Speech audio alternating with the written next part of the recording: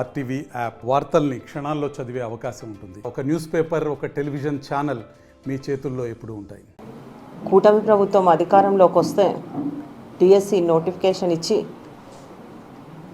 Mega DSC ఏర్పాటు చేస్తామని చెప్పి మాట ఇచ్చిన మేరకు 16,347 పోస్టులకి ఈరోజు నోటిఫికేషన్ జారీ చేయడం జరిగింది.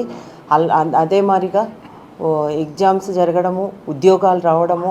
ఈరోజు మన ఒక కర్నూలు జిల్లానే తీసుకుంటే 2,600 పోస్టులు మన కర్నూలు జిల్లాలో టీచర్స్ పోస్టులు వచ్చినాయి యువతకు. దీన్ని బట్టి అర్థమవుతూ ఉంది. దీన్ని కూడా ఎంతో పారదర్శకంగా నిర్వహించడం జరిగింది ఈ డిఎస్సి ఎగ్జామ్స్ను కూడా. అంతేకాకుండా ఎస్సీలకు, ఎస్టీలకు, బీసీలకు, దివ్యాంగులకు వీళ్ళకంతా కూడా వయసు మినహాయింపు ఇచ్చి వాళ్ళను ఉద్యోగాల్లో తీసుకోవడం జరిగింది. గతంలో జగన్మోహన్ రెడ్డికి యువతకు ఉద్యోగాలు రావడం ఇష్టం లేదేమో కానీ 24 కేసులు వేశాడు దీనిపైన.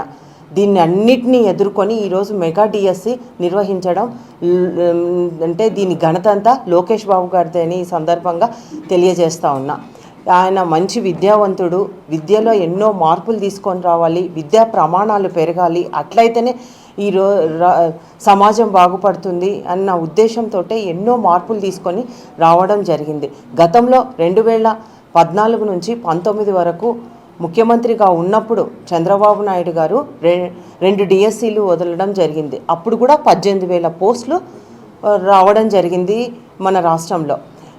ఇంతవరకు చంద్రబాబు నాయుడు గారు 14 సంవత్సరాలు ముఖ్యమంత్రిగా ఉంటే 13 డిఎస్సీలు వదిలిన ఘనత చంద్రబాబు నాయుడు గారికే దక్కుతుంది. దీనివల్ల 1,80,208 మంది ఈ ఉపాధ్యాయ పోస్టులు వచ్చినాయంటే అది చంద్రబాబు నాయుడు గారు ఆ టైంలో ఆయన ముఖ్యమంత్రిగా ఉన్నప్పుడు వచ్చిన ఉద్యోగాలని కూడా ఈ సందర్భంగా మేము గర్వంగా చెప్పగలుగుతూ ఉన్నాం. ఇంకొకటి, గత ప్రభుత్వంలో ఉన్న పాలకులను చూస్తే మాతృదేవోభవ, పితృదేవోభవ, ఆచార్యదేవోభవ అని అంటాం. అంటే గురువులకు అంత స్థానం ఉంది మన హిందూ సాంప్రదాయం ప్రకారం. అటువంటి గురువులను వైన్ షాపుల దగ్గర కాపలా కాసిన ఘనత గత వైసీపీ ప్రభుత్వానికి. అంతేకాకుండా మరుగుదొడ్లు గడిగించడం, ఇట్లాంటి పనులకు మాత్రమే వాళ్ళను వినియోగించడం జరిగింది. అంతేకాకుండా ఆ రోజు చెప్పారు గత ప్రభుత్వంలో ఉన్న పాలకులు, మేము అధికారంలోకి వస్తే 2,30,000 ఉద్యోగాలు ఇస్తాము అని చెప్పి గొప్పలు చెప్పారు. కానీ అదిగో డిఎస్సి, ఇదిగో డిఎస్సి అని, మెగా డిఎస్సి అని, జంబో డిఎస్సి అని, మినీ డిఎస్సి అని ప్రచారాలు చేసుకున్నారు. కానీ తీరా ఎలక్షన్ల ముందు 4 సంవత్సరాల 9 నెలల తర్వాత వాళ్ళ అధికారంలోకి వచ్చిన తర్వాత అప్పుడు ఒక డిఎస్సి నిర్వహించడం జరిగింది. దానివల్ల కేవలం 6,100 పోస్టులు మాత్రమే భర్తీ చేయగలిగారు. చూడండి వాళ్ళ పాలన ఎలా ఉందో దీన్ని బట్టి మనకు అర్థమవుతూ ఉంది.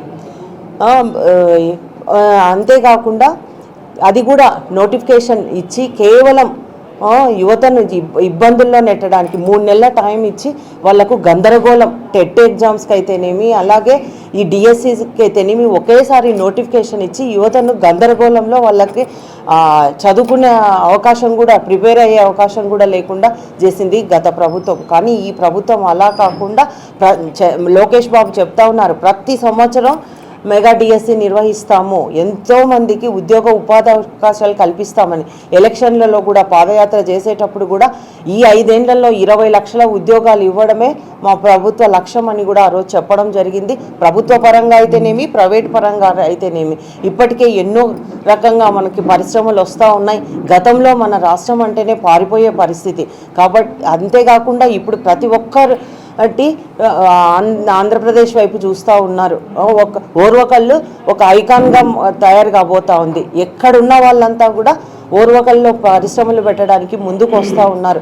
గతంలో పరిశ్రమలు వచ్చినాయంటే అప్పుడు కూడా తెలుగుదేశం ప్రభుత్వం అధికారంలో ఉన్నప్పుడే ఎంతోమందికి ఉద్యోగ ఉపాధి అవకాశాలు దొరికాయి. ఇప్పుడు కూడా మళ్ళీ ఈ గవర్నమెంట్ వచ్చిన తర్వాత కూడా పరిశ్రమలు వచ్చాయి. 2 ఏళ్లలో చాలామంది చదువుకున్న యువతి యువకులకు ఉద్యోగ ఉపాధి అవకాశాలు రాబోతూ ఉన్నాయి. ఈరోజు మాకు చాలా సంతోషంగా ఉంది.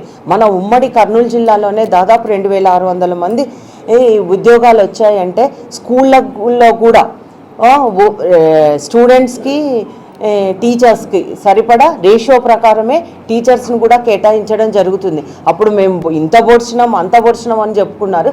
కనీసం టీచర్లు సరిగా లేని పరిస్థితి.